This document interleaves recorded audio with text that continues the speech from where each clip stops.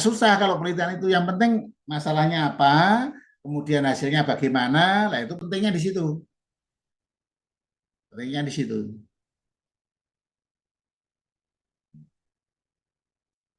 Ada pertanyaan? Silakan.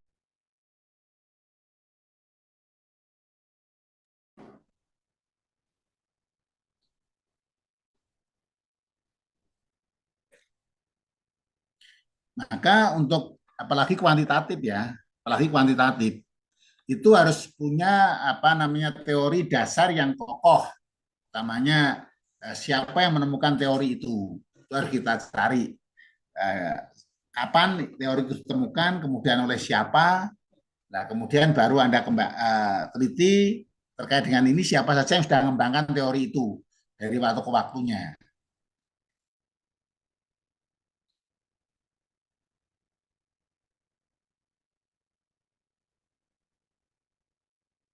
Yang berikutnya eh, yang kita gunakan dalam konteks ini adalah bagaimana kita membangun teori.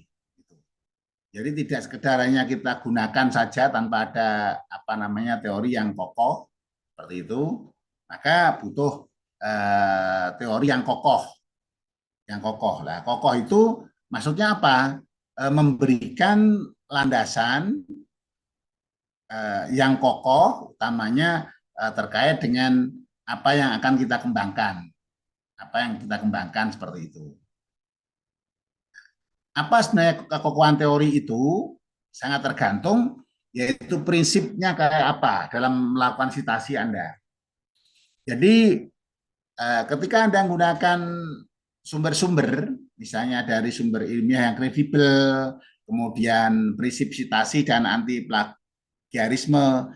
Sebenarnya plagiarisme itu ketika kita menggunakan citasi, kita itu nggak melakukan plagiat ya. Secara akademik nggak melakukan plagiat karena kita sudah mensitasi. Tapi kalau teori itu hanya Anda kutip, ambil sedikit, copot, tempel, tempel, tempel itu, nah itu nanti jadi clipping. Tahu yang bedakan clipping dengan menulis kembali. Kalau clipping hanya ditempel-tempel, menulis kembali dari teori yang ada itu dikembangkan dengan bahasa sesuai kebutuhan kita untuk menjelaskan teori itu sendiri. Clipping itu digunting, dicopot, digunting, kemudian dijadikan ditempelkan gitu saja, seperti itu. Kemudian kalau kita sumber ilmiah yang kredibel itu kita identifikasi, kita evaluasi kualitas sumber, kemudian dengan prioritas apa? Jurnal, ada peer review-nya, ada buku akademik, dan ada database yang terpercaya dalam studi Buddhis dan pendidikan. Itu penting. Kemudian formatnya apa 7 edition, kemudian manajemen referensi, utamanya harus pakai Mendeley atau Citero atau yang lain. Pilih yang banyak teman-teman pakai sehingga nggak bingung ketika kesulitan. Utamanya Mendeley itu kan harus teliti dalam mengkaji itu.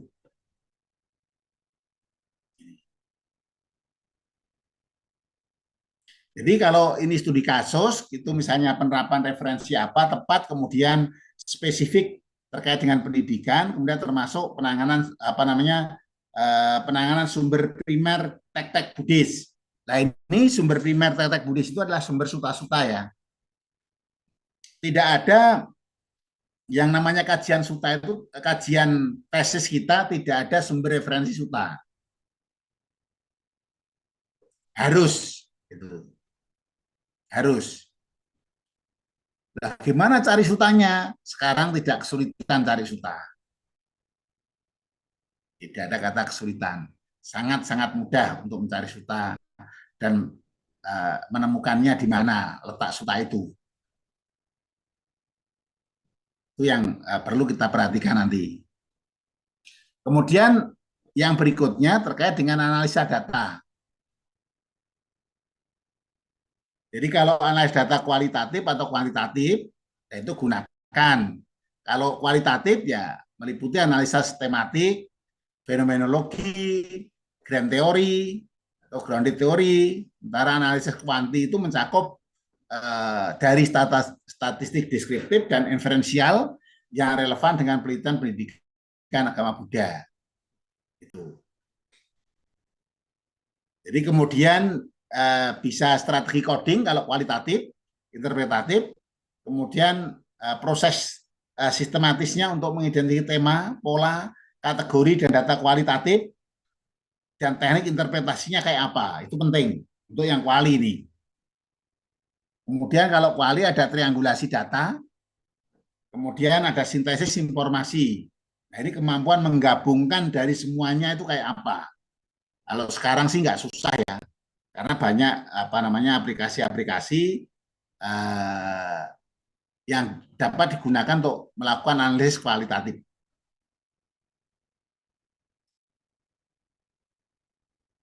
Nanti kita akan praktek bagaimana cara analisa, kemudian bagaimana kita mencoba untuk latihan analisis dari data-data yang ada, kayak apa.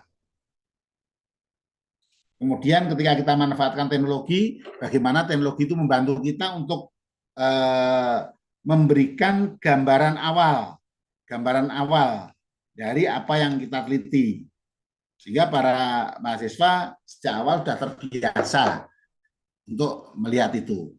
Ini terkait dengan analisa ya. Nanti kita akan perkuat lagi ini sebagai apa namanya kajian yang lebih mendalam dari hasil penelitian kita lebih bagus seperti itu.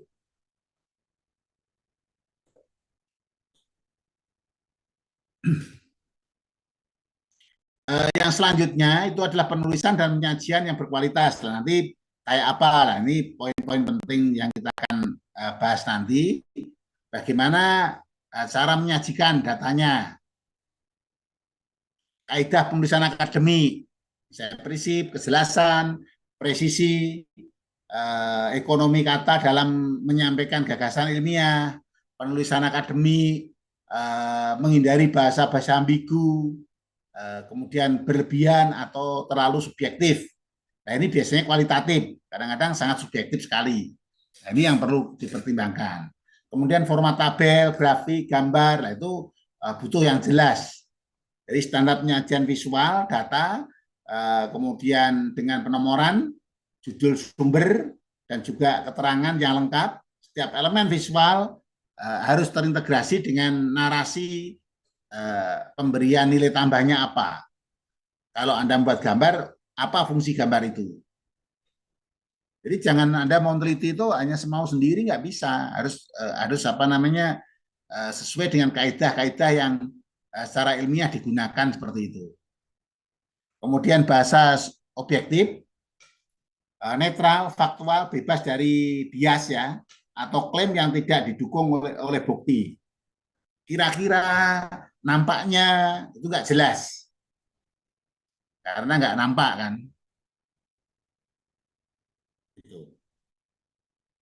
Kemudian peer review dan revisi. Jadi proses peninjauan kritis mungkin dari teman. Nanti kalau ada latihan kita untuk seminar, menyeminarkan, bagaimana kita akan melatih seminar di sini untuk menyeminarkan suatu. Ini.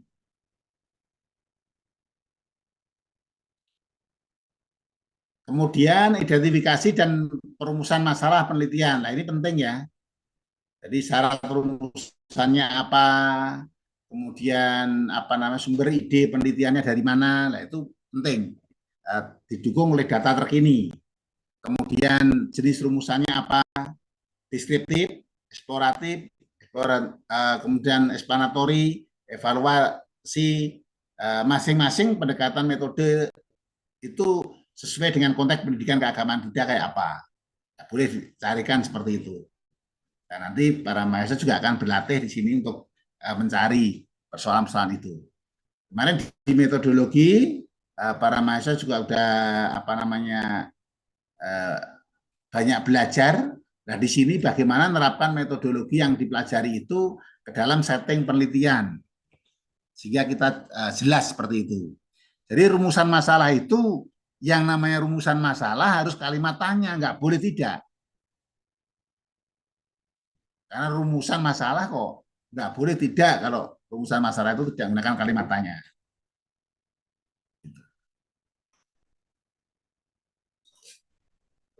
Jadi kalau misalnya kita menggunakan nanti analisa datanya atau metodenya menggunakan spesifik apa, nah kita kalau misalnya mau melakukan aktivitas-aktivitas yang lain, kita tinggal apa namanya eh, menggunakannya sesuai dengan kebutuhan kita.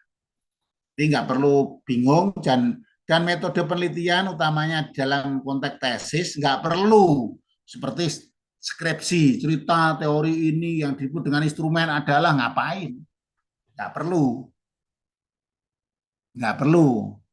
Kemudian hipotesis adalah nggak perlu. Hipotesis dalam penelitian Anda apa? Dan cara ngitungnya bagaimana? Jadi tinggal pokok-pokok pentingnya, tidak perlu teori banyak-banyak. Ketika ada yang aneh, yang tidak lazim, tidak umum, boleh cantumin. Menurut A memberikan dukungan seperti ini, boleh begitu. Tapi nggak perlu misalnya yang desain adalah ngapain, kita tidak sedang apa namanya belajar tentang metodologi penelitian. Kita akan menggunakan metode penelitian ini, metodologi penelitian ini untuk riset tesis, bukan untuk menjelaskan metode penelitian. Seperti itu. Kemudian penyusunan kerangka teori. Jadi kalau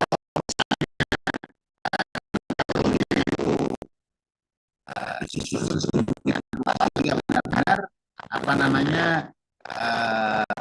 kita bisa melakukan teori itu dengan baik seperti itu. Saya ulang share screen-nya.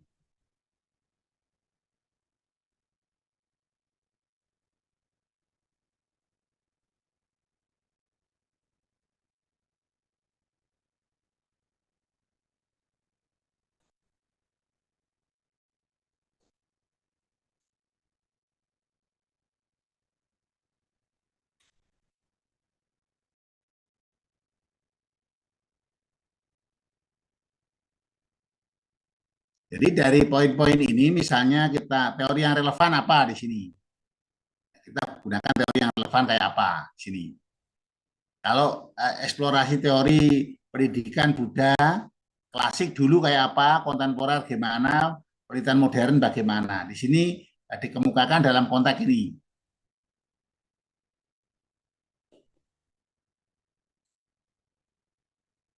Kalau akan melakukan hubungan variabel, saya yang berikut ini, kita mau melakukan hubungan variabel, ya artikulasi yang jelas.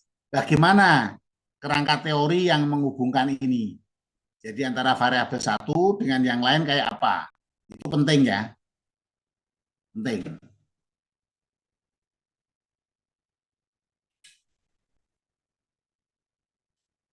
Maka kerangka teori itu penting.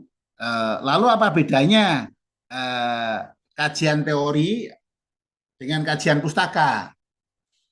Kajian teori ini adalah untuk apa memperjelas variabel-variabel ini, hubungan antar variabel yang digunakan dalam penelitian. Seperti itu. Kalau kajian pustaka itu lebih menekankan kepada studi-studi penelitian terdahulu atau dokumen-dokumen terdahulu yang akan ditulis seperti itu. Supaya nanti tahu apa yang membedakannya. Nanti akan saya tunjukkan apa bedanya.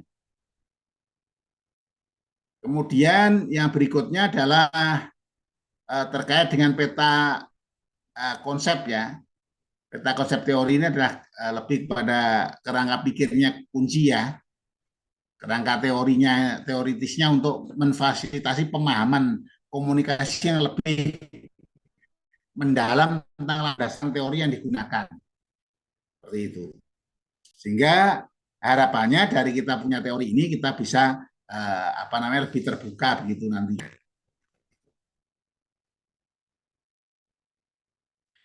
bagaimana kita melakukan evaluasi komprehensif, yaitu integrasi komponen laporan. Jadi kemampuan mahasiswa untuk mengintegrasikan berbagai komponen laporan atau penelitian yang ada menjadi satu dokumen yang kuat yang menjadi satu kesatuan yang lebih mudah dipahami. Misalnya melakukan evaluasi teoritisnya, secara metodologi, analisis datanya apa, sampai kemudian pertanyaan-pertanyaan dalam bentuk skala misalnya, atau pilihan ganda misalnya, kalau sedang uji sesuatu. Maka evaluasi pemahaman teori itu penting, dipertanyakan. Jadi kenapa perlu dievaluasi? Apakah masalah penelitian, tujuan, kemudian metodenya dan teknik analisisnya itu yang diajukan oleh mahasiswa itu kayak apa? Ini penting di situ nanti seperti itu.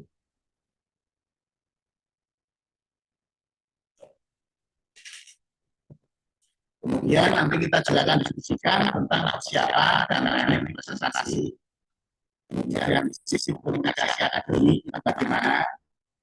Nggak boleh merengek, nggak boleh merasa apa, harus dijawab dengan akademik. Mohon maaf, nah ini nggak perlu, di sini nggak ada yang salah atau benar. Kalau salah ya salah, kalau benar ya benar, karena pakai logika ilmiah. Maaf ya saya salah ngetiknya, nggak ada begitu kalau mempertahankan tesis itu. Menjawabnya dengan baik, bahwa kalau itu ini tipe salah, itu misalnya. Jadi prinsip komunikasi akademik itu jelas, presisi, kemudian logikanya jelas, kemudian kekayaan bukti ilmiah sebagai fondasinya. Jadi bukti ilmiah apa yang Anda temukan, maka butuh dibahas. Butuh dibahas. Nah, pembahasan itulah nanti akan memberikan kita lebih banyak informasi-informasi yang kita dapatkan begitu. Kemudian struktur presentasi itu mencakup pendahuluan, isi, terstruktur, dan simpulan yang kuat. Jadi mulai memaparkan kenapa milih judul itu di latar belakang. Jangan kemudian latar belakang itu dipresentasikan seperti tagnya, paragrafnya seperti itu.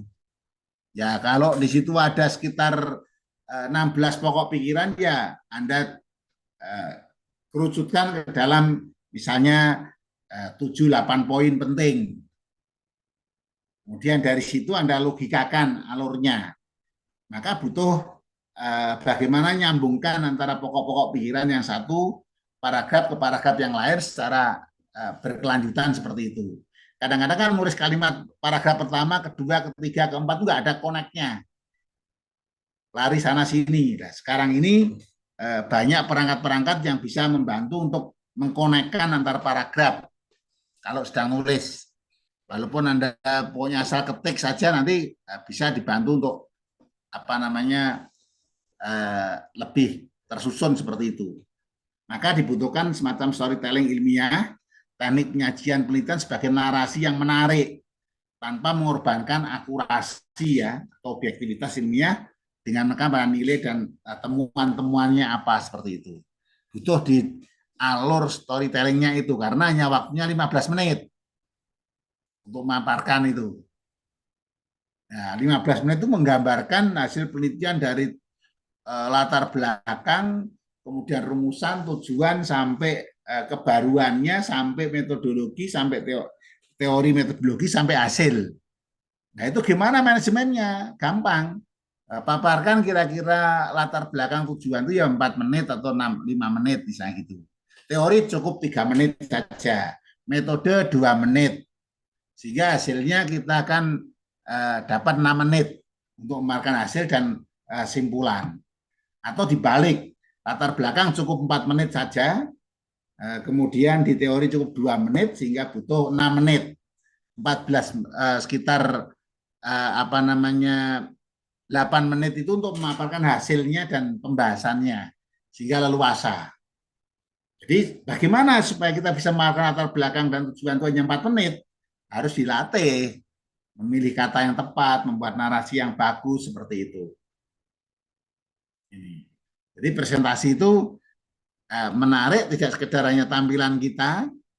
Jangan nanti Anda buat apa namanya terlalu macam-macam, gambar macam-macam, tulisannya nggak kelihatan, itu nggak perlu karena ini tidak sedang presentasi produk, kita presentasi hasil penelitian. Walaupun begitu, infografinya harus jelas, membantu ketika penguji itu melihat alur logika Anda dan cara Anda nyusun template itu akan membantu seperti itu. Ini nanti akan kita diskusikan pada sesi kegiatan kita. Kemudian yang selanjutnya kita akan juga kualitas media presentasi dan teknologi yang digunakan kayak apa. Desain slide efektif tidak. Jangan tulisannya kelihatan. Yang kelihatan gambarnya misalnya. Font minimal 20 atau 4 lah ya. Minimal 24. Gitu. Jadi ada keterbacaan. Alat bantunya misalnya integrasi media yang mendukung. Ada video, audio, atau yang lain.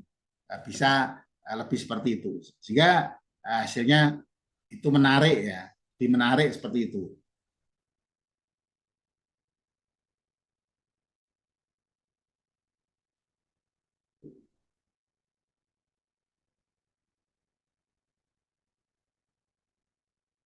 Ada pertanyaan sampai sini?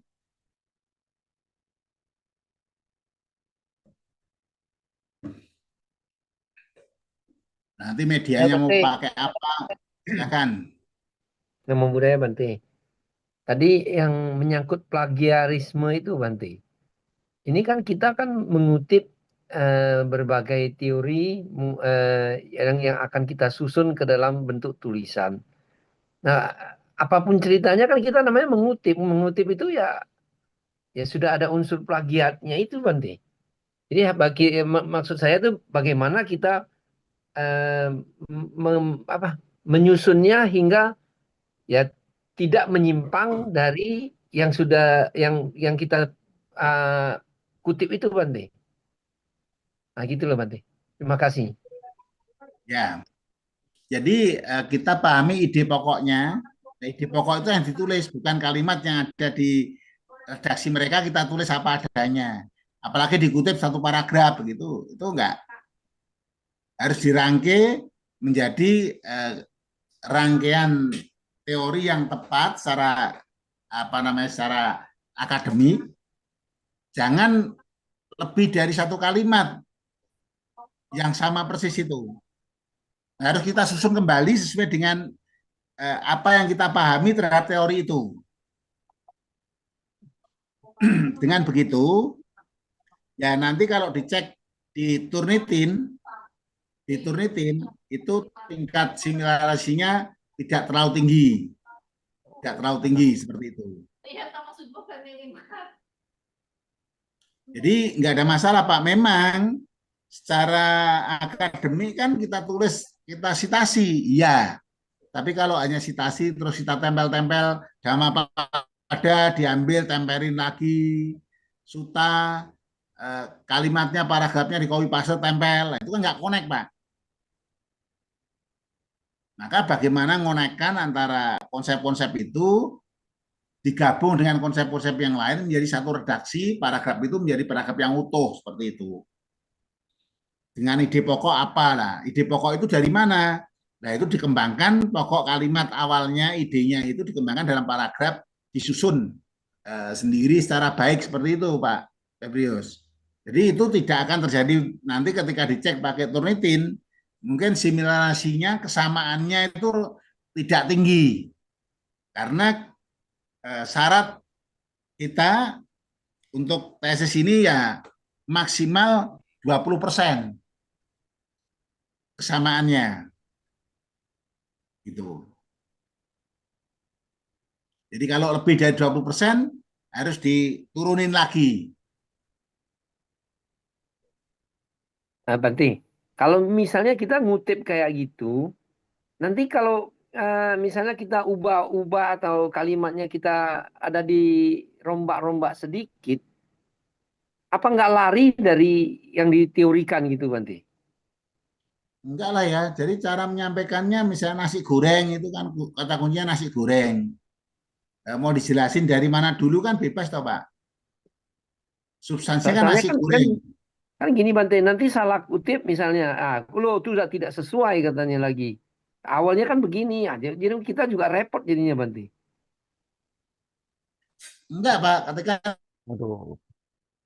hanya itu kita tahu bahwa ide pokoknya kemudian dikembangkan dalam konteks penelitian kita itu sudah nggak ada masalah Pak. Jadi ketika ide-ide itu kan ada poin-poin penting, ide-ide Ya, pokoknya dan pokok-pokok pikiran yang dikembangkan. Jadi nggak perlu khawatir. Oh ini khawatir saya lari dari mana, Wong? Memang yang kita tulis itu intinya di situ, nggak akan lari. Kecuali kita jelaskannya berbeda, nggak connect gitu loh Pak. Jadi ini kan oh iya soal lah. soal gaya kita, cara kita nulis. Apalagi sekarang banyak perangkat-perangkat yang bisa untuk memparafrase, menulis ulang, tidak keluar dari ide, itu juga sangat powerful, Pak. Oh iya lah Bante. Baik Bante, terima kasih Bante. Jadi nggak perlu khawatir untuk saya takut salah gini itu. Nah gitu loh. Kecuali mau gunting ya, terus guntingnya dibalik itu salah itu. Karena gunting diri sendiri. Iya lah Bante, baik Bante. Terima kasih Bante. Bante, izin tanya Bante. Ya. Nah, Namo Buddhaya Bante. Bante, ini saya lihat ini apa kualitas media presentasi dan teknologi salah satunya nih bisa memakai media pendukung seperti video, audio, objek fisik, demonstrasi. Maksudnya isinya seperti apa Bante ya? Maksudnya kita isi di dalam videonya apa gitu loh? Apa saat kita wawancara atau gimana gitu atau kita apa memvideokan interaksi mereka saat di sekolah atau gimana Bang maksudnya Bante? Jadi kalau apa namanya harusnya lama, kemudian kita buat media mau diceritakan tuh panjang lebar, bisa juga pakai video. Tapi kalau waktu 15 menit mau pakai video, nah nanti ya kelamaan, kelamaan. Maka kalau itu apa namanya eh, kalau itu topik dalam bentuk R&D pengembangan itu bisa juga pakai video. Lalu kalau misalnya penelitian kualitatif kan pakai video boleh-boleh. Tapi waktu presentasi hasil penelitian ya nggak perlu ngapain mau waktu 15 menit kok suruh nonton video. Nanti susah, Bu. Jadi ini ketika kita apa namanya bisa menggunakan misalnya eh, objek visi dengan objek visi kalau kita rangkai dalam bentuk animasi. Misalnya dalam bentuk presentasinya dianimasi. Sudah dibuat video sehingga ngomong kita terukur, tidak lari ke sana kemari gitu. Itu bisa saja Bu, PowerPoint-nya sudah dibuat kayak semacam video sehingga hanya sekian detik ganti ngomong saya harus selesai lah itu butuh latihan Bu, butuh latihan.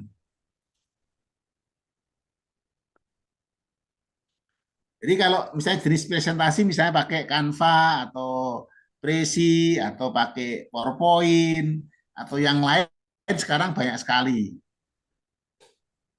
atau dalam bentuk mau di coding juga bisa saja seperti itu.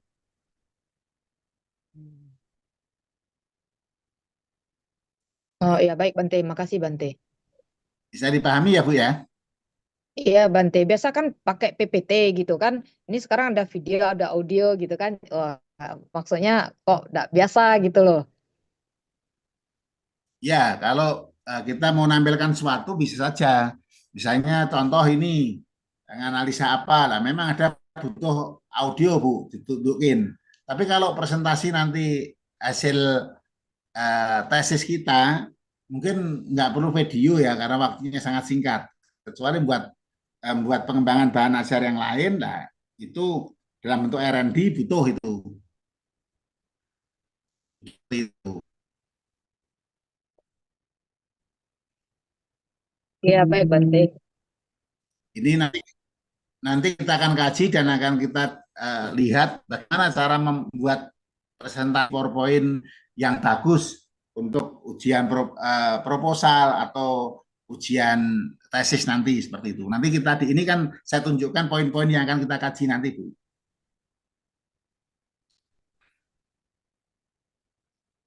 Kemudian kemampuan menyajikan dan komunikasi nonverbal.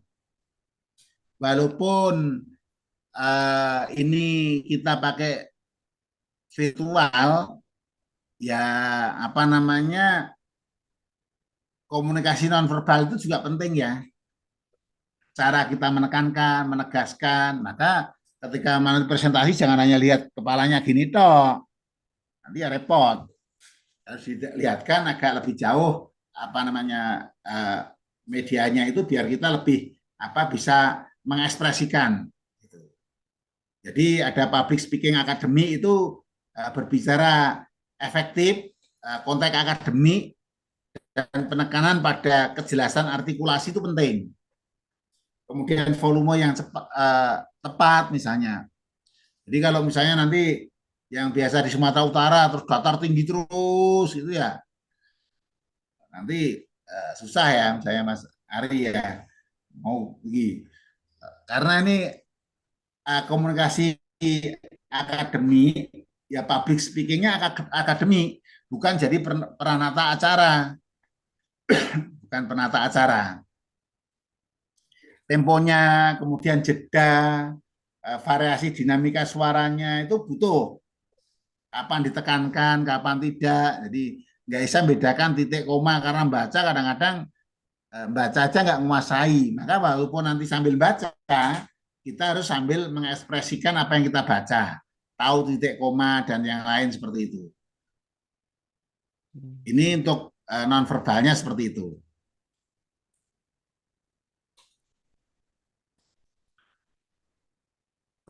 Bagaimana menjawab pertanyaan dan ada titik misalnya.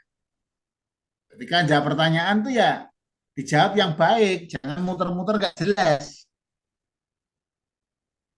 Ya bisa saja sih, misalnya apa namanya pertanyaannya tak jawab yang banyak-banyak, nanti biar apa waktunya cepat habis gitu ya. Cepat habis nanti cepat selesai ujiannya gitu.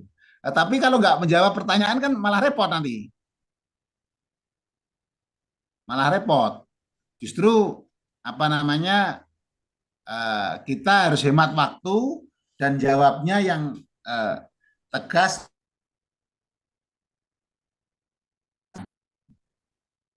Malah metodologi seperti ini apa malah tanya menurut saya desainnya apanya nggak langsung fokus. Kenapa menggunakan analisis ini?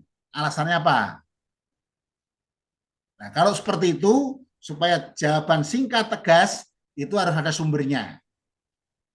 Nah, menurut A ini menyatakan seperti ini, maka perlu saya tegaskan di sini seperti ini.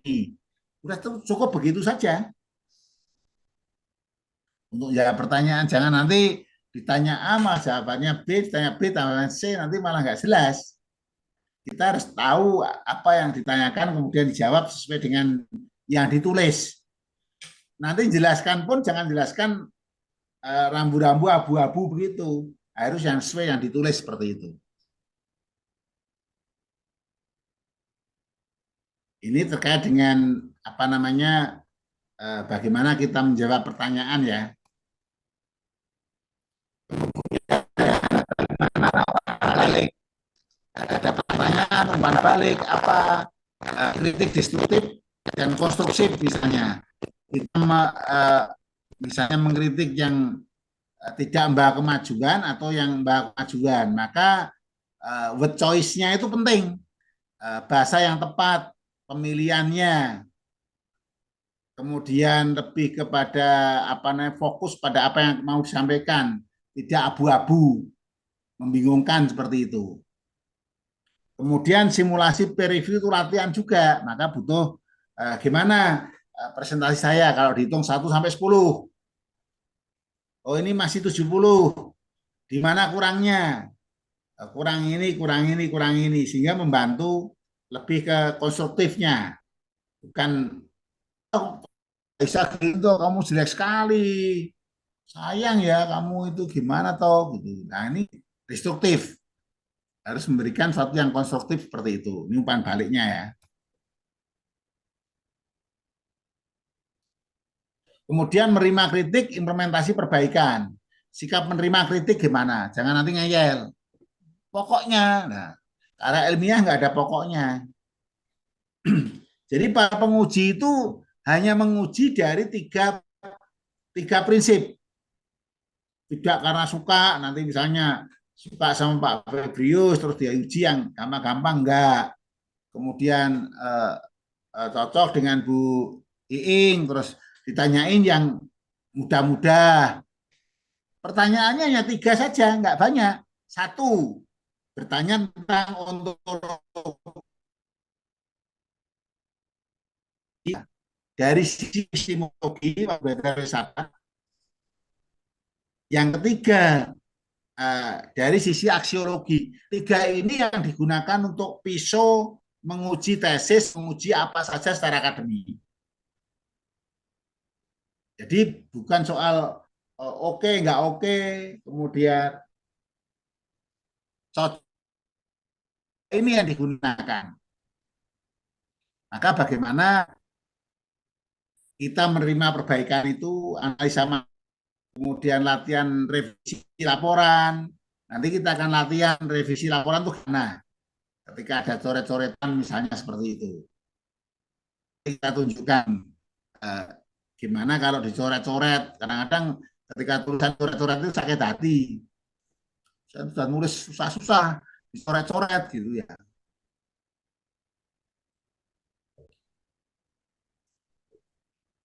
Kadang-kadang kan jadi malah apa bisa sakit hati ya dicoret-coret itu ya.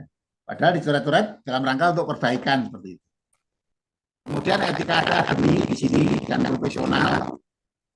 Nanti kita akan diskusikan juga di sini bagaimana plagiarisme, konsekuensinya, kemudian profesional presentasinya, kemudian etika citasi dan publikasinya kayak apa. Nanti kita akan apa namanya kita akan pahami dan sambil praktek nanti ya, sambil praktek tidak sekedarnya kita karena ini mata kuliah banyak praktek nanti. Kemudian presentasi finalnya kayak apa? Nah, final berarti ujian akhir ya. Hasilnya kayak apa? Kemudian demonstrasi kompetensi yang Anda dapatkan, kemudian penilaian integratifnya kayak apa, secara menyeluruh, kemudian ujian akhir presentasi itu kayak apa. Nanti panel dosen yang menilai dalam presentasi Anda itu kan akan ditanyakan menjawab konten, penyampaian, penggunaannya gimana, lah itu akan dibuat seperti itu. Maka minimal membuat media itu yang menarik dulu. Sehingga waktu tampilan itu sudah alurnya jelas. Latar belakang nggak perlu paragraf-paragraf di copy paste ditaruh-taruh ngapain. Oh, sudah dikasih tagnya kok. Jadi nggak perlu itu. Ini poin-poin yang apa namanya nanti akan kita jadikan bahan kajian. Kita akan tunjukkan contoh ya ketika ada hal-hal yang mungkin kadang-kadang nggak suka ya. Saya tunjukkan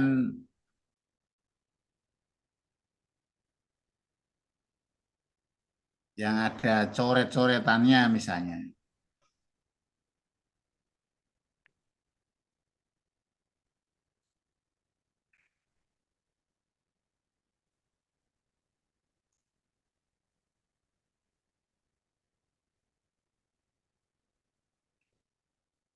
Misalnya contoh seperti ini. Pasti rasanya nggak enak ya kalau dicoret-coret.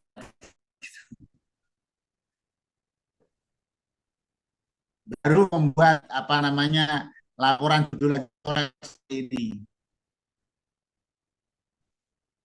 Berarti kan ada yang salah gitu loh. Kemudian baru ini udah dicoret-coret seperti ini. Kemudian ini coret-coret nggak jelas karena nulisnya nggak jelas gitu. Kenapa? Maka panduan itu penting, dipelajari panduan itu penting. Ini contoh-contoh yang dicoret-coret ya, saya tidak sakit nanti.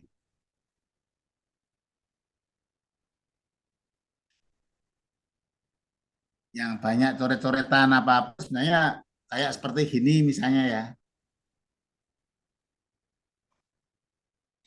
Ini maksudnya apa, kemudian hanya ditulis seperti ini saja, itu ngapain gitu loh. Mau kebaruan kok hanya gini, ini tahu barunya yang mana. Nggak jelas. Ketika sudah dipetakan seperti ini, mesti harus ada kalimat yang menegaskan. Itu. Ini contoh ya. Contoh yang apa namanya, kadang-kadang ketika kita dicoret-coret itu nggak nyaman gitu.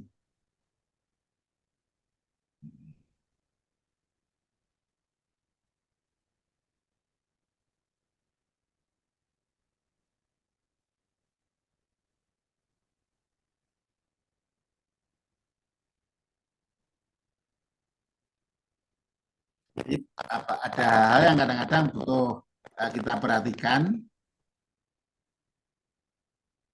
Misalnya contoh-contoh yang apa eh, nampaknya sepele, tetapi ketika nggak teliti, contoh gini nggak dicoret-coret misalnya.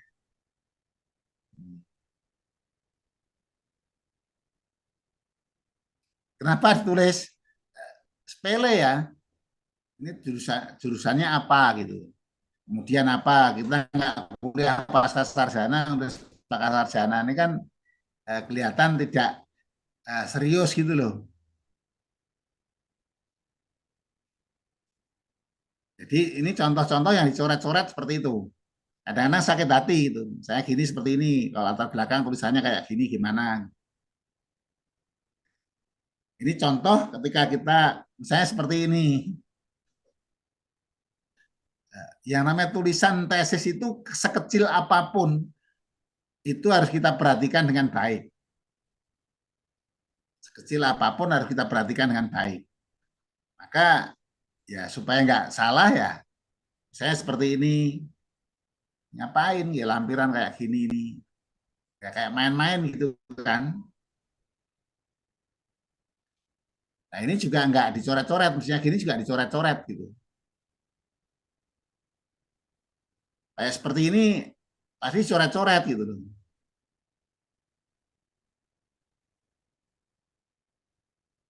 Seperti gini dicoret-coret gitu. Apa ini dicoret? Masuk jaraknya seperti jauhnya.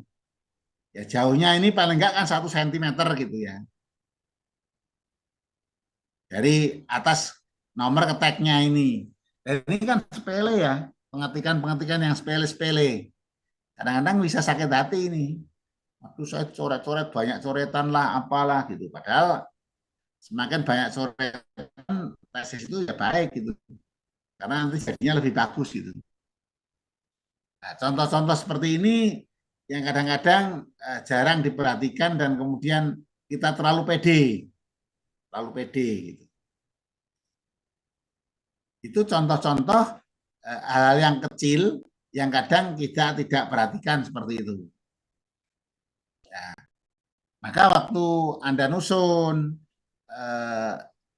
mengembangkan suatu teori apa saja, nah itu harus diperhatikan yang sedetail-detailnya seperti itu.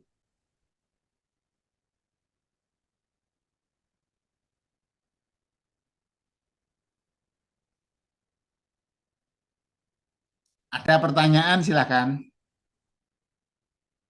Bante, saya ingin bertanya, itu saya punya mata kuliah semester lalu ya, pengembangan bahan ajar. Saya cek di KHS saya kok nilainya, kenapa nilainya kosong ya Pak Bante? Karena belum ngumpulin tugasnya Pak. Eh, iya, tugasnya kemarin saya kumpulinnya eh, nggak ke si pada ya Bu ya, Pak ya, nggak Bante ya ngasih. Tapi saya kumpulinnya, saya udah buat sih.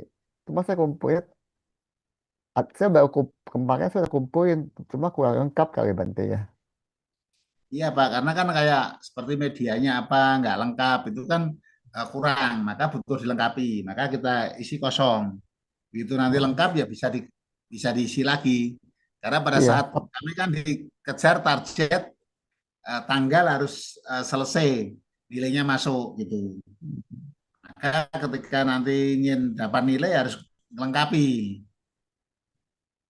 Pak. iya, Segera saya udah dilengkapi. Ya, saya sudah lengkapi Pak kemarin Pak. Yang lain juga termasuk apa? Saya sudah lengkapi Pak waktu hari Sabtu kemarin Pak. Sabtu kami. Oke, kalau Sabtu kan belum belum di eh, belum saya cek kembali itu. Nanti mungkin saya Ya, akan cek lagi. ya Pak. Baik Bante. Terima. Bante, nama budaya izin bertanya Bante.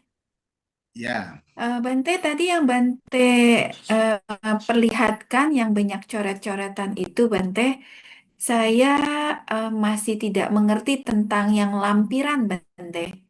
Kenapa ya Bante dicoret-coret seperti itu? Apa yang salah gitu Bante yang harus dikoreksi Bante? oke. Makasih Saya Bante. Ya, bentar saya carikan.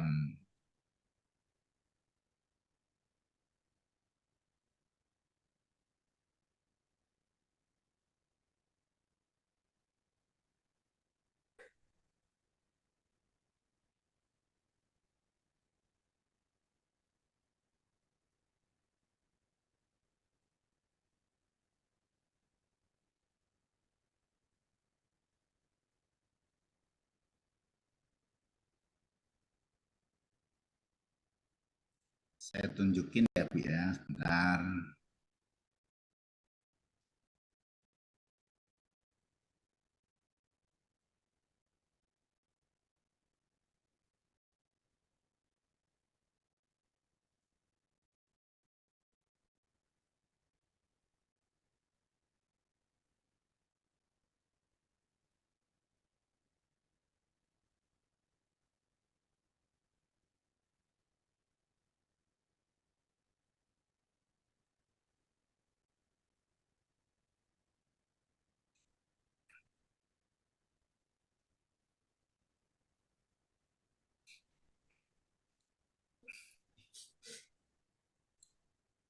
Jadi apa harus baca kitab sucinya ya? Kitab sucinya nulis itu ini. Jadi kenapa tadi kok dicoret? Karena di sini nggak ada halamannya. Kemudian di sini daftar gambarnya juga nggak ada halamannya. Lalu itu untuk apa ditulis di situ gitu loh Bu maksudnya. Kemudian lah daftar lampiran itu kan nggak ada halamannya. Pertama, dua, tiga apa gitu misalnya. Nah ini harus harus diperhatikan yang kecil-kecil seperti itu maksudnya.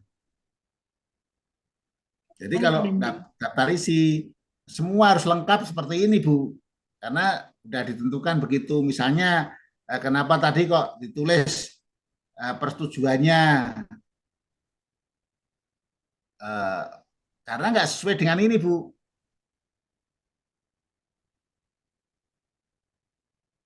Nggak sesuai, maka tadi dicoret-coret dong. Berarti kan nggak baca ini itu loh. Kok hanya ini saja gitu loh. Maka ini kitab sucinya yang nggak boleh keluar dari semua penguji, pembimbing itu panduannya adalah ini.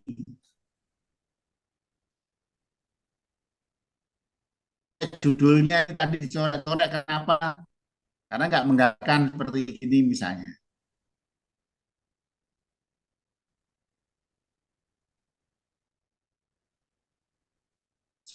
Supaya nanti tulisannya bagus seperti itu ya. Maka ini perlu diperhatikan supaya nanti ketika para mahasiswa tahu gimana cara untuk menulisnya.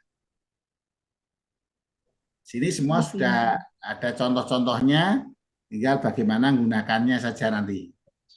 Berarti ini nanti kami akan diberikan panduan seperti ini ya Bante. Loh, belum punya ya Bu ya? Saya mungkin nggak tahu Bante. Mungkin saya mesti cek lagi Bante.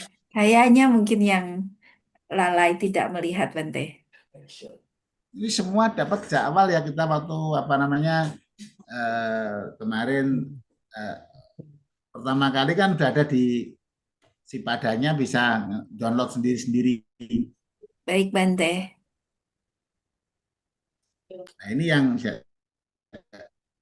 persetujuan kata-katanya nggak boleh lagi Bu. surat pernyataan, izin, penulisan tesis, sudah ada contohnya seperti ini, tinggal diketik ulang. Untuk ujiannya ya sudah sudah ada keterangan seperti ini.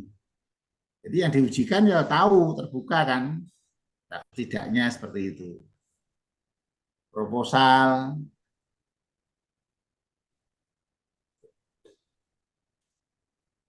bahkan merujuk suta-suta pun nggak boleh sembarangan. Misalnya menggunakan Dhammapada ya, Dhammasanggani ya, seperti ini caranya. Nggak boleh misalnya mau nulis misalnya Digha Nikaya misalnya.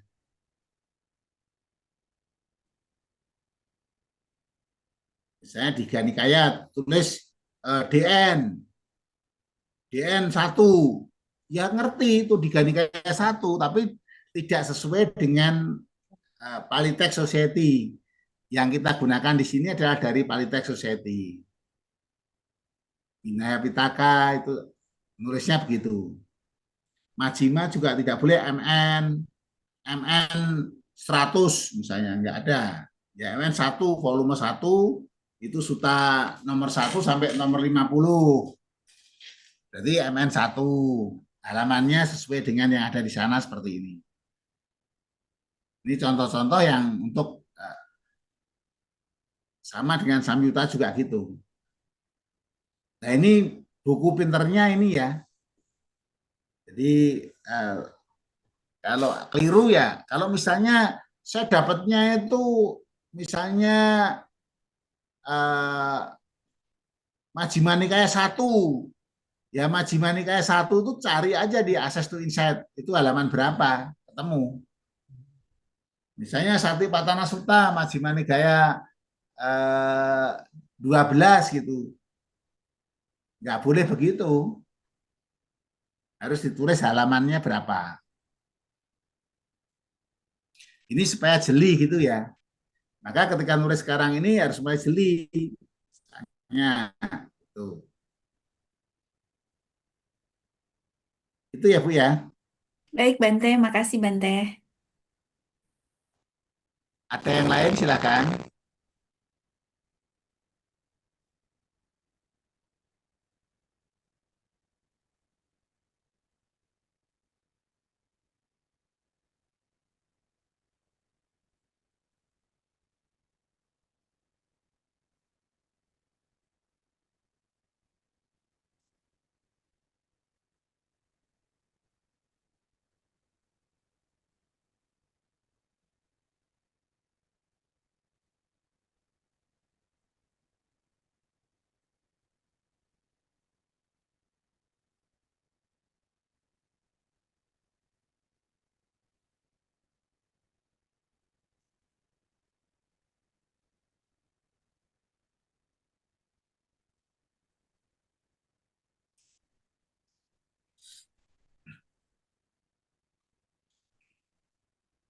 Misalnya seperti ini, saya contoh.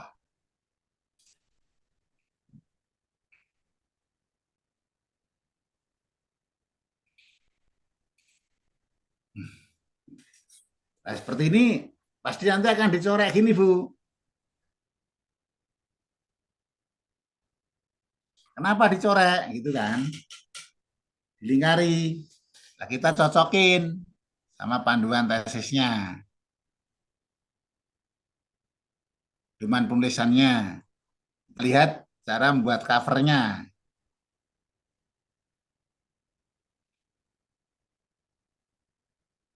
Ini. Judulnya hurufnya begini.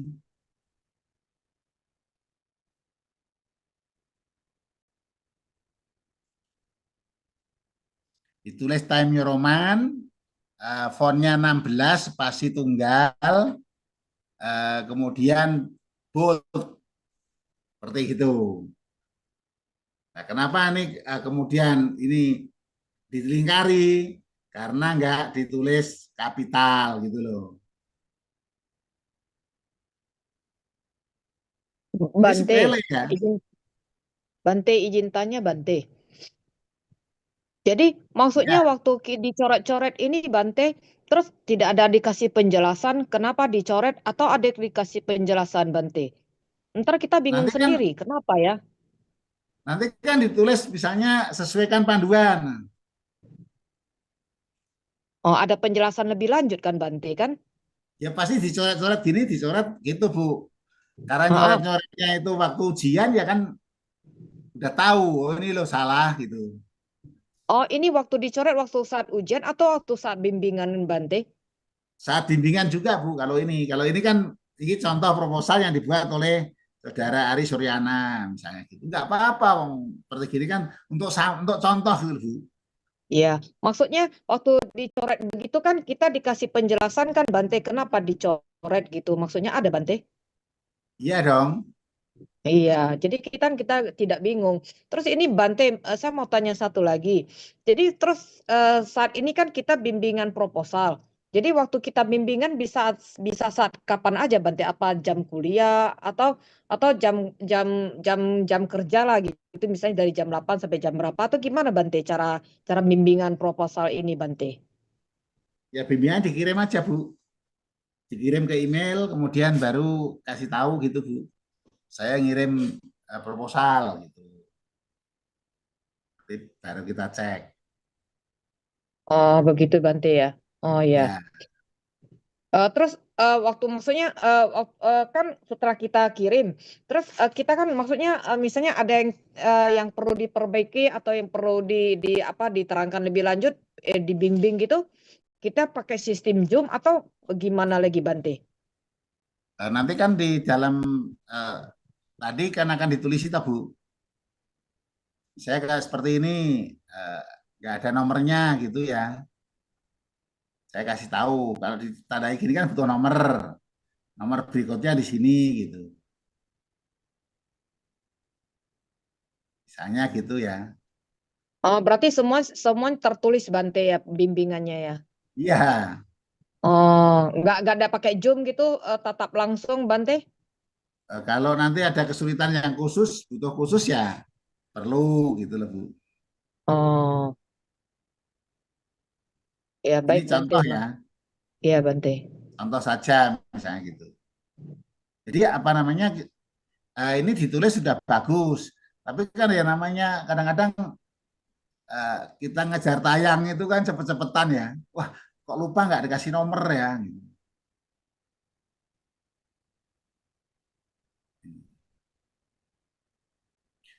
Nah, seperti gini sudah ditulis demikian rupa, tetap kenapa yang kecil-kecil itu penting? Karena yang kecil ini juga bagian dari karyanya gitu loh. Karyanya seperti itu.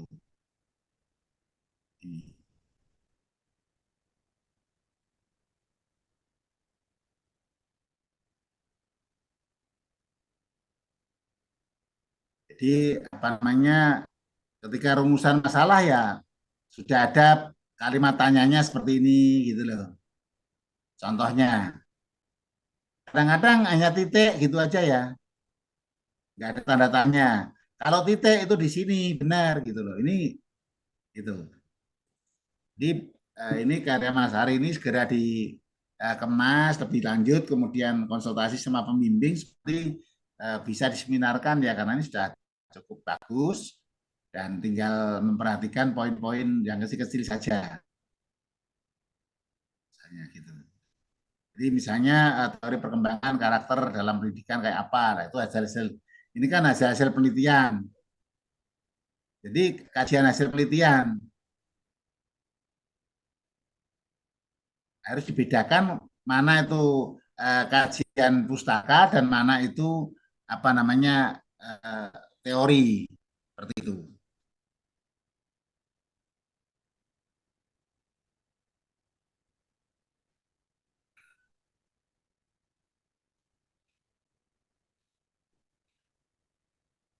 Untuk bedakannya, ini contoh seperti ini.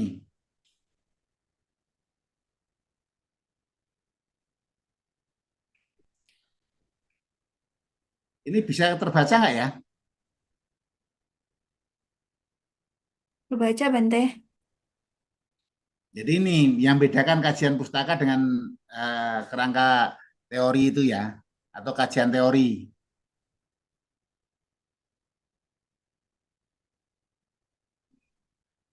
Kajian pustaka itu bagian dari penelitian yang berisi ulasan ringkasan analisis terhadap sumber-sumber literatur buku, jurnal, artikel, dokumen lain yang relevan dengan topik.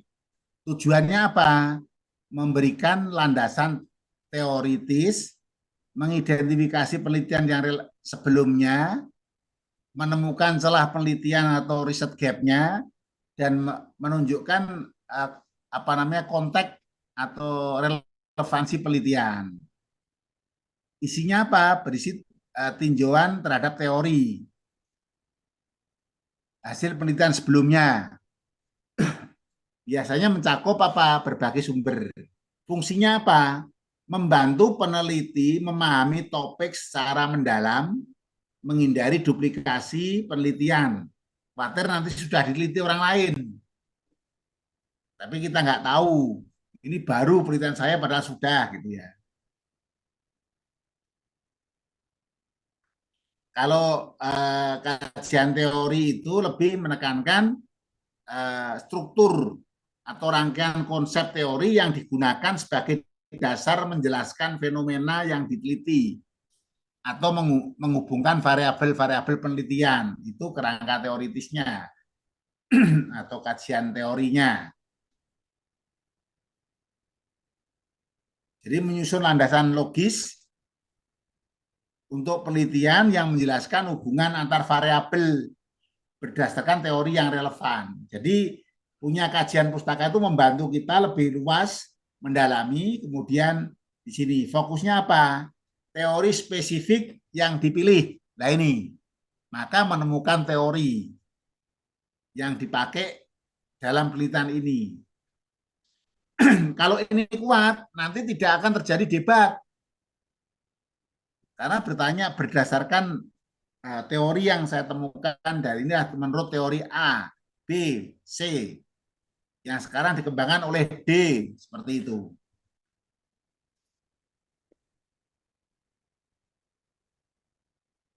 Jadi memberikan arah fokus pada penelitian, membantu merumuskan hipotesis kalau punya teori ini.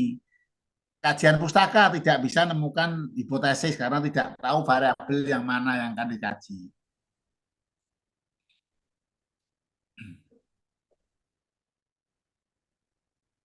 Jadi kalau kajian pustaka lebih luas, kajian pustaka mengeksplorasi penelitian terdahulu, posisi dalam penelitian menjadi dasar pengembangan kerangka teori. Contoh misalnya mengulas berbagai penelitian tentang media sosial, perilaku konsumen, termasuk misalnya teori komunikasi, psikologi, pemasaran, seperti itu.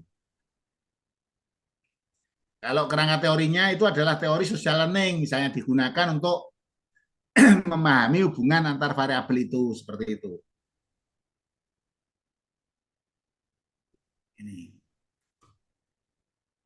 Ini gambaran ya, supaya nanti bisa jelas antara kajian pustaka dan kajian teori, seperti itu.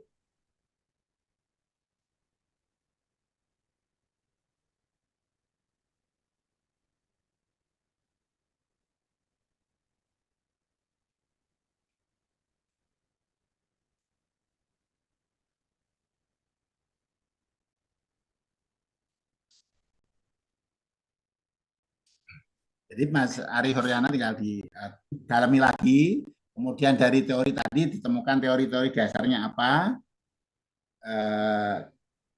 mulai menyusun instrumen yang akan dibuat kayak apa.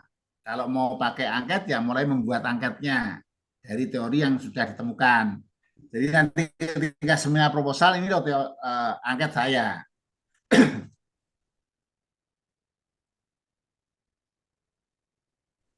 Bante, izin bertanya. Ya. Kalau untuk instrumen itu, apakah ada batasan perlu berapa soal atau berapa banyak butir soalnya itu, Bante?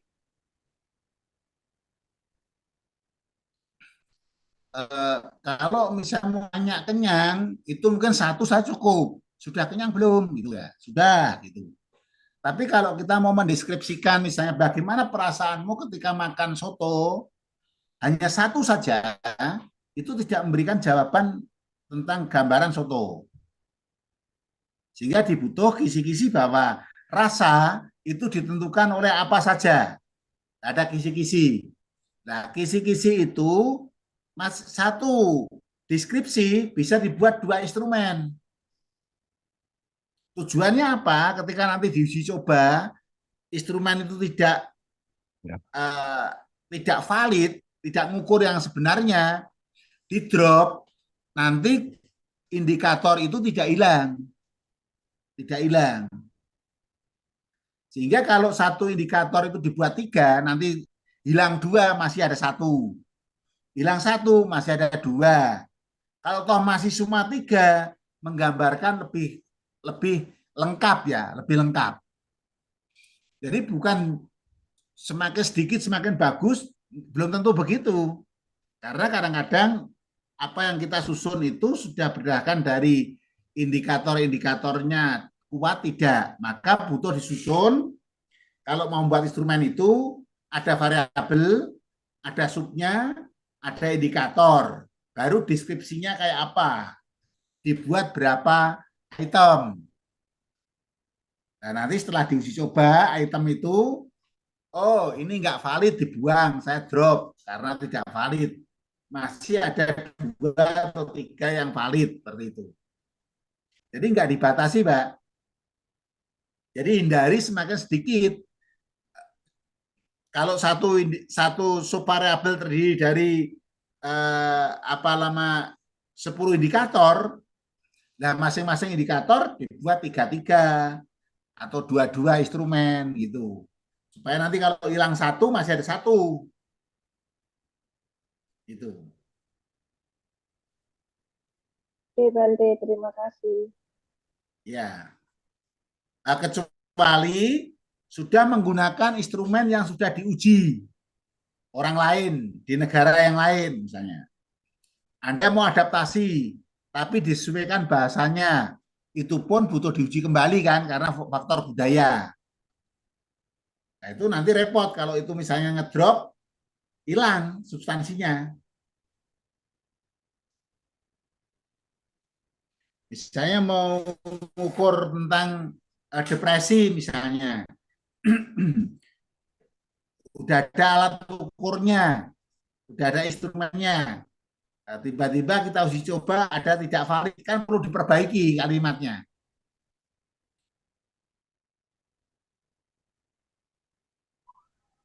Bante, lalu untuk mendrop out data itu, apakah ada batasannya juga atau tidak? Apa? Kalau untuk mendrop out data, itu ada batasannya juga atau tidak, Bante? Ya kalau misalnya contoh ya, Anda punya 5 indikator, tiba-tiba 5 indikator itu Anda buat 5 instrumen, drop semua, nah itu butuh direvisi. Karena kan hilang nanti kan. Tanya misalnya jari jempol, 5 ini, tiba-tiba drop semua kan nggak pakai tangan, gini toh. Maka butuh diuji coba, mungkin saya salah memaparkannya untuk jempol. Dia gambarannya bukan jempol misalnya gitu.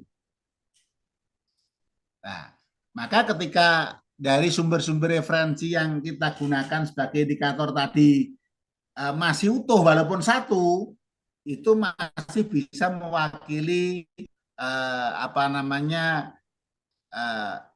indikator yang akan kita gunakan untuk penelitian, utamanya kuantitatif ya. Kalau kualitatif mah nggak perlu. Nggak perlu. Yang kuanti, Mbak, kalau misalnya Mbak Lalita bikin instrumen 50, tiba-tiba drop semua, kan nggak jadi peneliti. Maka misalnya bahasanya, instrumennya bahasa Sunda, yang ngerjakan orang Jawa, itu kan bias ya. Atau misalnya buat instrumen, buing bahasa Mandarin, yang ngerjakan orang Betawi, ya nggak ngerti lah. Pasti dikarang saja, nggak menggambarkan apa yang sebenarnya seperti itu. Ya kalau sekarang sih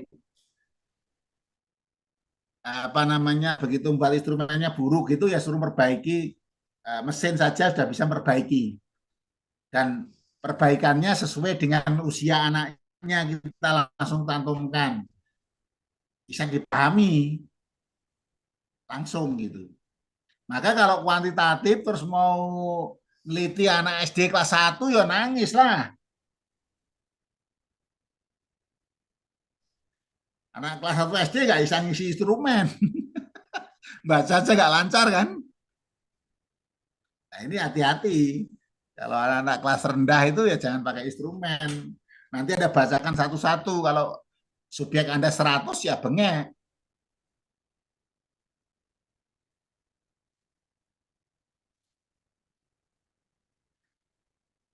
Bisa dipahami ya Mbak ya? Bisa Bante, terima kasih Bante. Ya.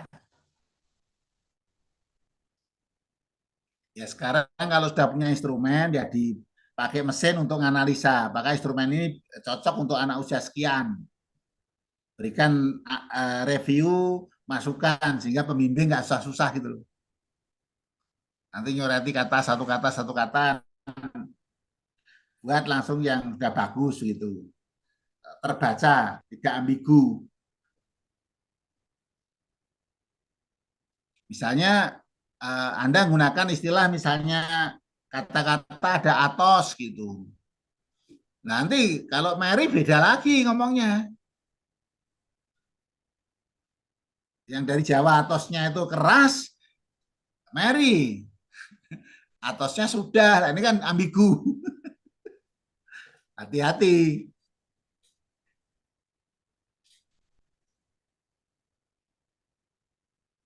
Misalnya dia ditawarin bubur oleh orang, oh ini mau tambah bubur enggak? Atos gitu. Ya yang dari Jawa marah lah ya, bubur kok atos gitu. Padahal Sunda beda gitu kan. Nah ini hati-hati ya, karena bias budaya itu kadang-kadang susah. Maka gunakan bahasa Indonesia yang baik benar. Jangan campur bahasa daerah yang tidak bisa dipahami oleh subjek, misalnya seperti itu.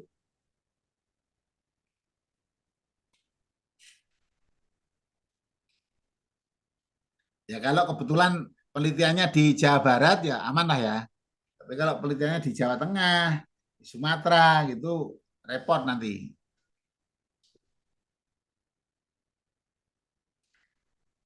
Bisa dipahami ya gambarannya ya. Jadi tahap awal nanti siap-siap nyiapin, milih, tambah lagi milih satu atau milih dua untuk pembimbing dua, nanti biar dipilihin dari kampus, dari pilihan Anda. Tidak semuanya akan diterima semua karena akan dibagi pada dosen-dosen yang lain. Silahkan nanti ngajukan pembimbing dua. Karena pembimbing satu adalah pendamping akademik, dosen wali Anda itu sebagai pembimbing satu. Mulai sekarang komunikasi sama Mas Ari sudah seperti komunikasi. Nanti sekaligus pengajuan, sekaligus kita siapkan untuk form ujian proposal. Ujian proposal.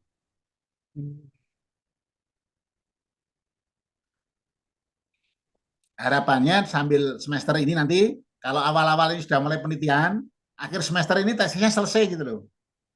Nanti ujian hasil sekaligus ujian tesis gitu. Dengan catatan mata kuliah yang lain selesai. Nanti di semester 4-nya tinggal kipas-kipas saja lah ya. Tanya teman, halo sudah selesai belum? Gitu aja sama temennya. Ayo cepet gitu. Supaya jadi supporter dan reporter.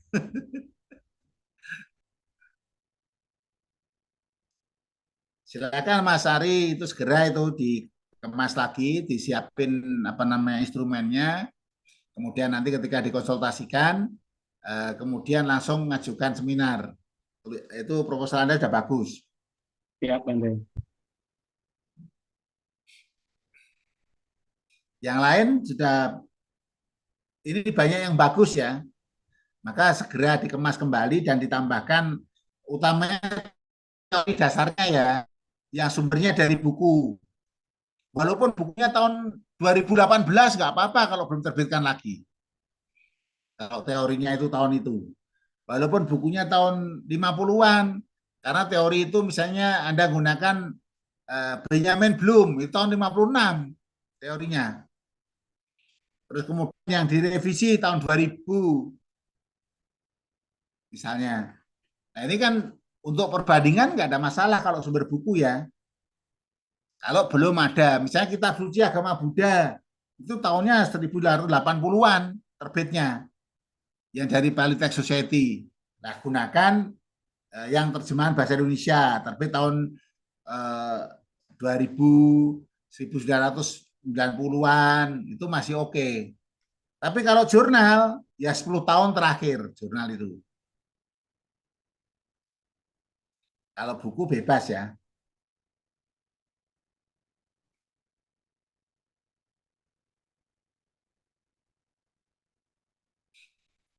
Jadi tugasnya Anda mereview proposal yang Anda buat, sesuaikan dengan panduan. Sesuai belum? Halamannya, tata tulisnya, kemudian lampiran-lampirannya, kalau ada lampiran, kemudian penulisannya, Anda sesuaikan. Yang nggak cocok yang mana, yang cocok yang mana. Sambil juga memperbaiki ya, memperbaiki.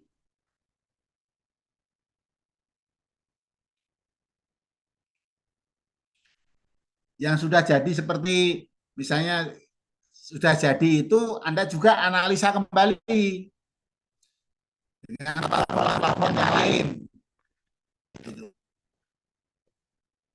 Yang masih kekurangan jurnal, ya segera cari. Segera cari.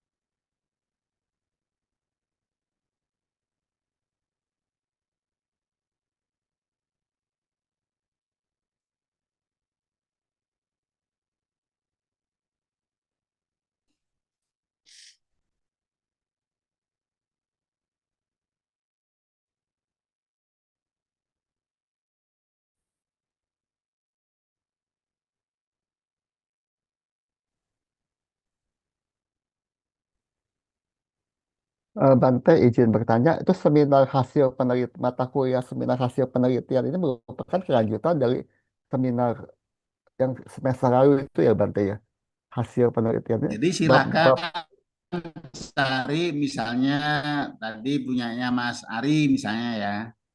Saya kok kurang jurnal misalnya, saya bingung.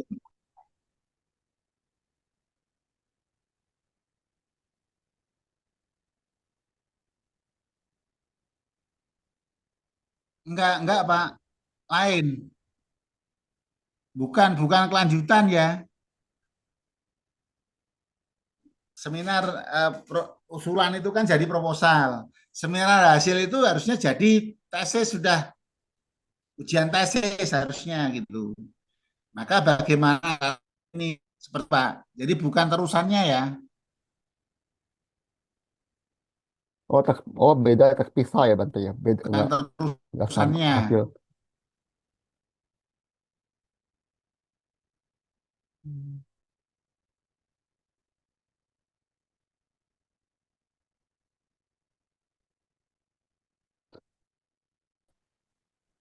Terus itu apa di grup kan katanya tanggal 12 September itu 12 September harus memasukkan judul tesis ya Bante ya.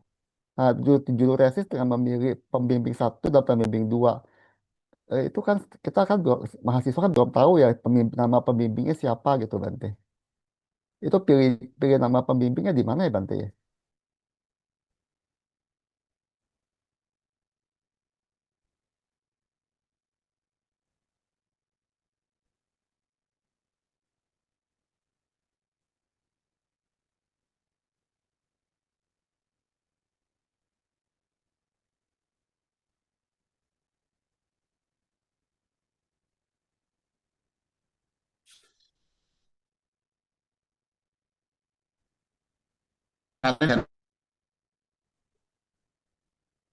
Berarti kurang satu.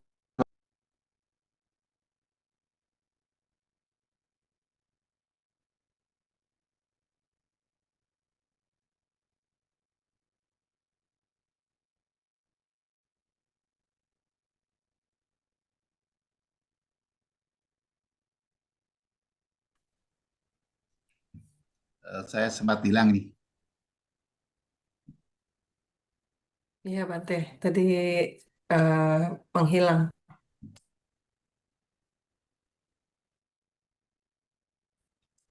Baik, kalau tadi misalnya Mas Ari ya, kurang kurang referensi gitu, tinggal judulnya taruh sini aja Mas. Nanti akan dicarikan jurnal yang terkait. Ya, boleh pakai ini gratis ini, yaitu paper vendor ya. Nanti akan dicariin artikel-artikel yang dekat seperti itu. Ini baru dia nyarikan gitu.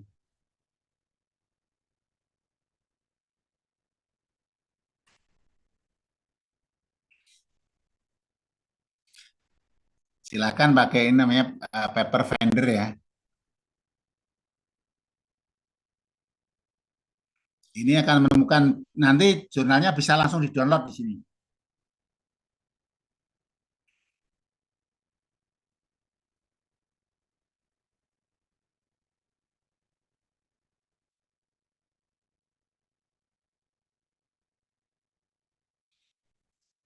Ini sudah ketemu kira-kira ada yang agak relevan itu ada 74 artikel Mas. Sini.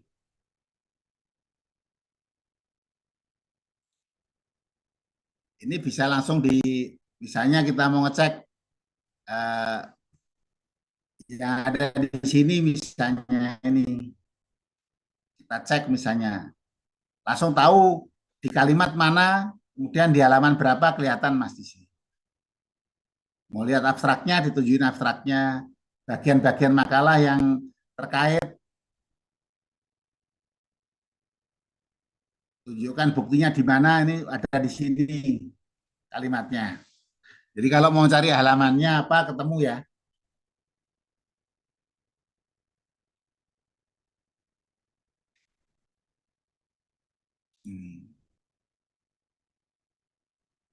Jadi mulai tahun 2018 ini ternyata ada 2010 satu artikel.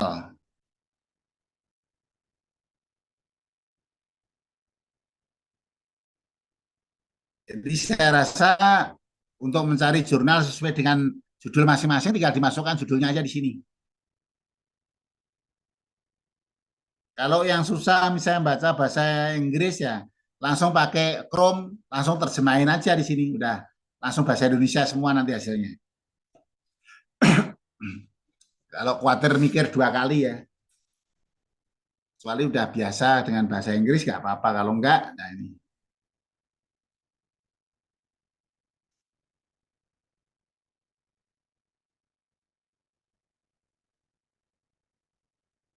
Di sini. Jadi silakan kalau yang teman-teman yang belum dapat jurnal banyak, yang terkait, cari aja di situ.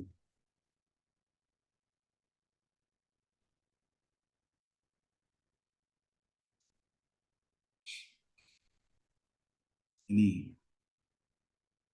Jadi tinggal masukkan di situ, sudah langsung kita bisa check and recheck ya di sini ya. lumayan ini ada 74 yang langsung terkait. Mau diekspor langsung ya bisa juga ini. Langsung big tech nanti langsung diunduh langsung masuk Mendeley ya. Eh, big tech ini bisa langsung masuk nanti Mendeley. Kalau kita download seperti ini langsung bisa dimasukin ke Mendeley.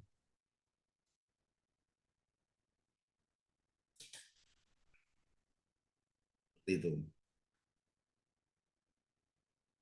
Maka kalau apa namanya mau nulis tesis nggak ada jurnalnya, ya mending nggak usah nulis, mending ganti judul daripada nanti mentok di jalan. Nggak ketemu teori dasarnya ya mending, karena kalau kuantitatif itu harus kuat teorinya ya. Kalau kuanti ya aman, kalau kuali aman. Walaupun kuali pun tetap cari konsep yang mendasar supaya dari pijakan untuk penelitian.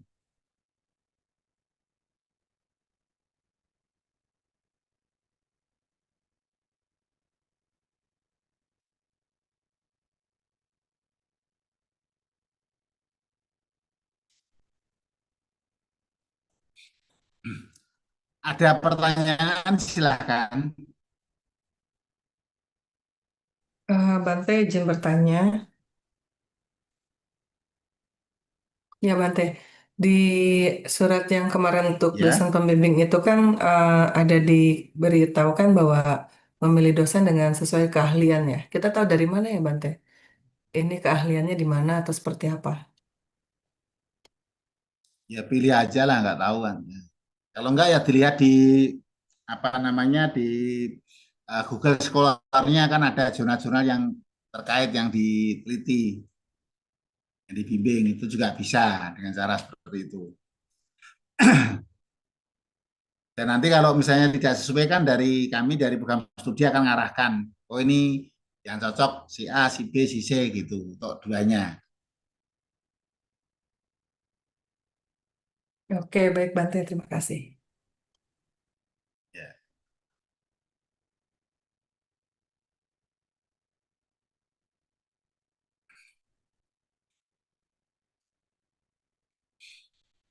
Jadi yang kemarin apa namanya waktu membuat proposal itu asal-asal, ya ini harus kerja keras ya. Jangan sampai loss di semester ini. Maka harapannya 2 bulan dari sekarang proposal itu udah fix ya. Maka mulai sekarang harus nulis dengan apa namanya baik. Kalau toh nggak baik, ya digunakan dengan berbagai macam teknologi untuk membantu supaya proposalnya jadi baik gitu.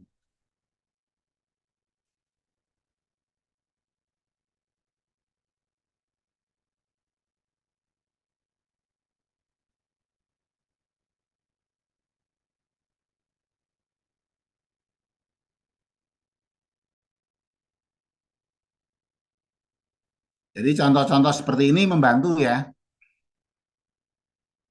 bantu.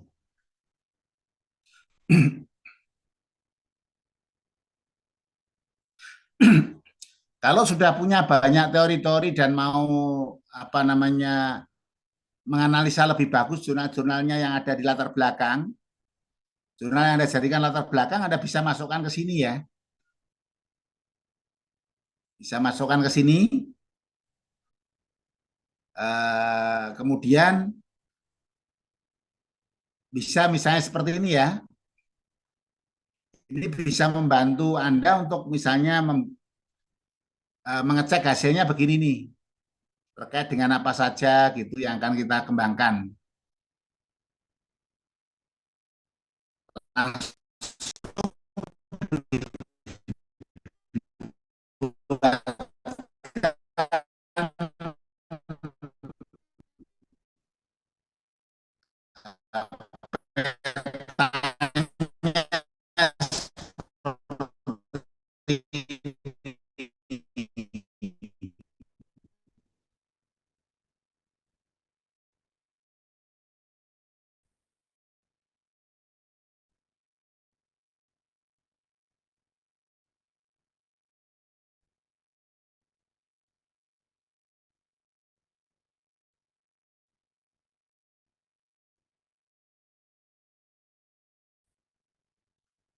angka.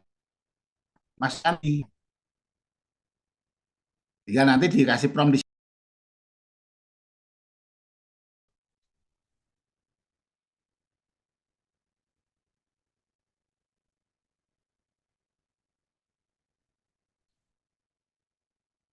silakan dimanfaatkan. Kalau yang gratis bisa 50 jurnal sekaligus ya di sini ya. Jadi misalnya di latar belakangnya Mas Ari, masukkan sini semua terus nganalisa latar belakangnya. Apakah sudah disusun? Ada gap risetnya enggak? Tinggal tanyakan misalnya gap riset, gap penelitiannya. Nanti akan disarikan bacaannya ya.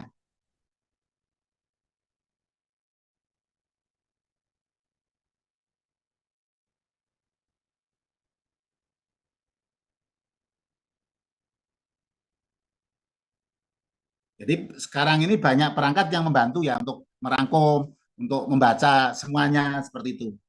Nah kalau nggak ada jurnalnya ya susah ya. Boleh juga pakai notebook LM ini juga cukup powerful ya. Bahkan ketika nanti ada mau mempelajari, mau buat apa, bisa. Bahkan kamu bingung misalnya saya mau dengerin hasilnya, kayak apa biar jadi dialog. Nanti akan dibuatkan melalui ini.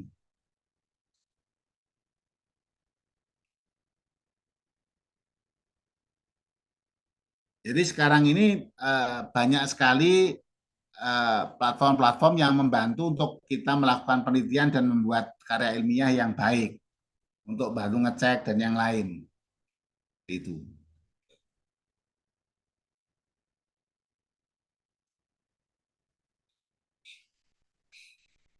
Ada pertanyaan?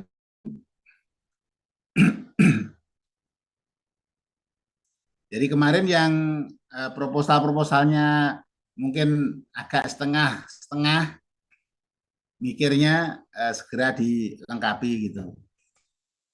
Kalau Mas Ari tadi sudah saya lihat sudah bagus, tinggal nanti dicek kembali, tinggal membuat instrumen. Lalu bagaimana untuk memetakan seperti itu? Kajian pustaka yang mana, taruh mana, lah itu kadang-kadang bedakannya tadi kan susah ya. Yang namanya kajian pustaka adalah penelitian-penelitian sebelumnya dikaji. Sebenarnya kajian pustaka itu mendapatkan novelty, kebaruan ya. Kebaruan yang ada di bab 1 bagian akhir.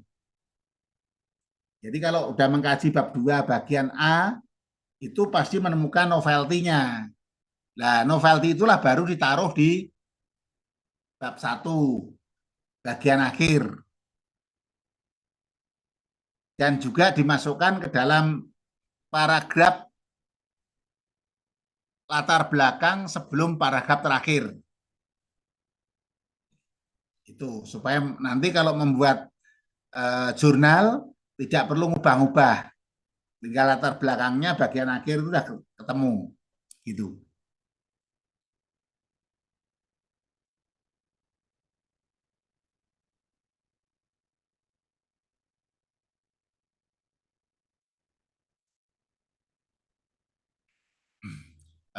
Utamanya yang penelitian-penelitian di sekolah, jangan sampai nanti penelitiannya kalau di menyebar angket di museum-museum anak ujian, selesai ujian, itu yang utama di sekolah ya. Jadi sekarang udah mulai oke, mau dicoba itu November gitu. Jangan Desember udah pulang, anak-anak udah libur.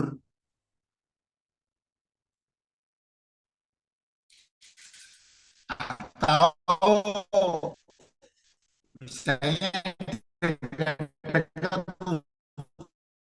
ujian.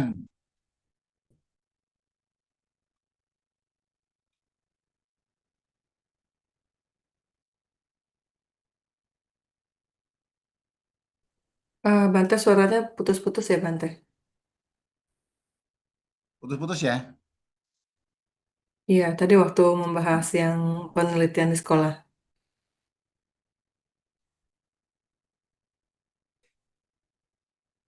Gimana Bu?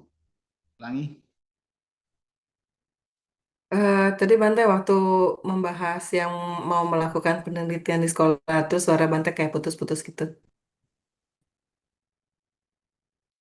Ya ketika penelitian di sekolah hati-hati kalau musim-musim ujian, barangkait itu kan sekolah kadang-kadang nolak.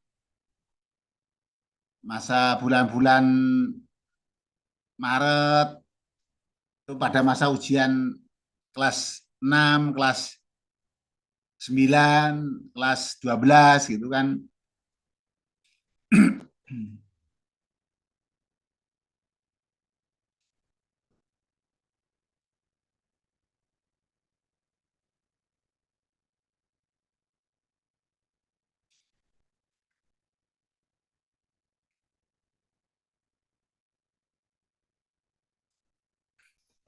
Baik. Jadi minggu depan nanti di Sipada silakan untuk mengumpulkan hasil review Anda dari proposal yang Anda buat. Direview sendiri. Kurangnya apa, lebihnya apa. Kalau susah review, silakan gunakan mesin ya, misalnya ya. Misalnya Anda menggunakan mesin ini misalnya. Misalnya pakai Grok misalnya. Anda taruh aja proposal Anda di sini. Anda tulis analisa dan review dan evaluasi, berikan saran dan masukan untuk proposal ini, gitu misalnya ya. Ini aja, Anda kirim aja. Misalnya contoh tadi,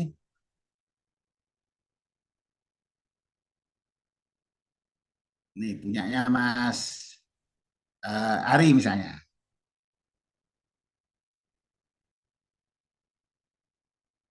Nanti ketika kita kirim gini sudah dikasih masukan ya. Kurang lebihnya apa. Nah ini yang membantu kita untuk ngoreksi ya. Ngoreksi. Gitu.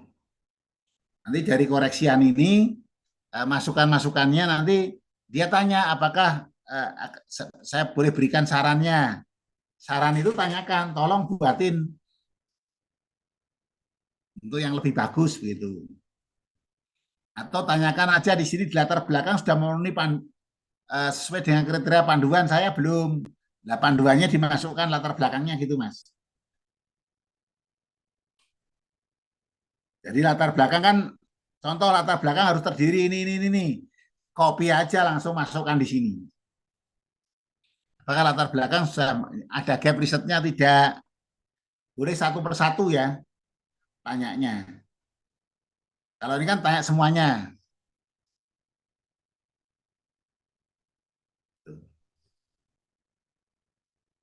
Nanti ada tipe apa dikoreksikan di sini.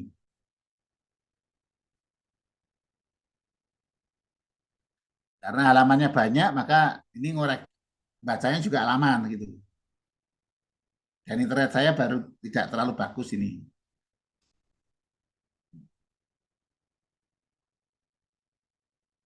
Caranya gini ya, nanti. Apakah misalnya yang Anda buat kisi-kisi itu sudah sesuai belum dengan teorinya? Boleh tanyain. Supaya nanti dialurkan, oh ini nggak kurang dari teori ini, butuh teori tambahin ini, nanti diberi masukan seperti itu. Jadi jadinya lebih bagus ya, karena dibantu analisa secara utuh dari konsep teori. Misalnya seperti ini dikasih diberikan masukan ya.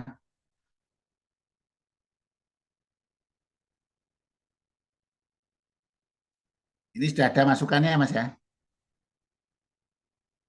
Bab 1, pendahuluan bab 1, kelebihan, kelemahannya, kajian pustaka, kelebihan, kelemahannya, evaluasi. Diberikan seperti ini ya.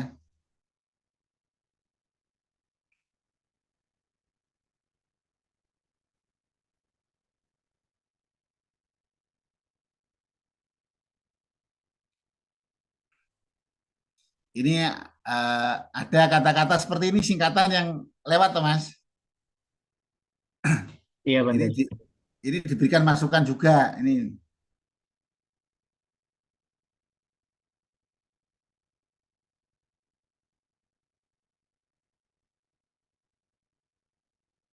Nah, ini tidak membahas spiritual, bisa diintegrasikan misalnya kelemahannya.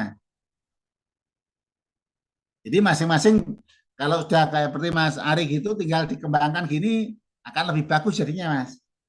Karena secara material sudah banyak gitu loh. Dengan perbaikan ini proposalnya lebih baik, kuat untuk sidang, sukses gitu ya.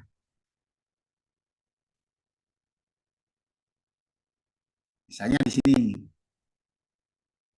Misalnya seperti ini ya, inkonsisten seperti penomoran halaman.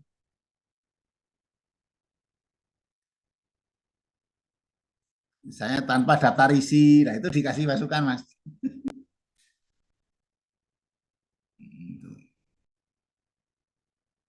Jadi skornya 8 dari 10, Mas, ini udah lumayan. Artinya ketika dikembangkan lagi mendekati 10 gitu loh.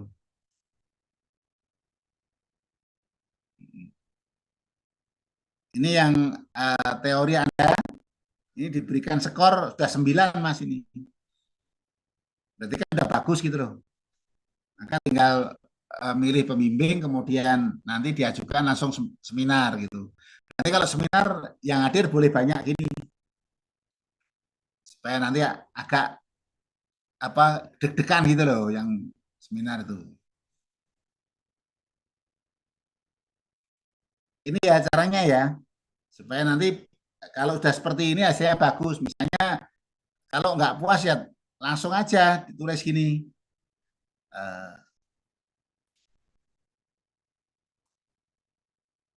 Misalnya tuliskan ulang berdasarkan masukan Anda.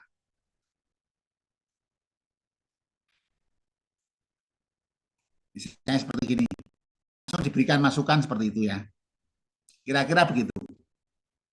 Jadi akan kelihatan nanti hasilnya kayak apa.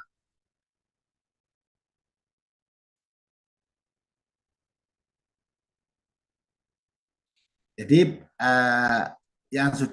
yang belum nanti dengan seperti itu nanti akan suruh nambah.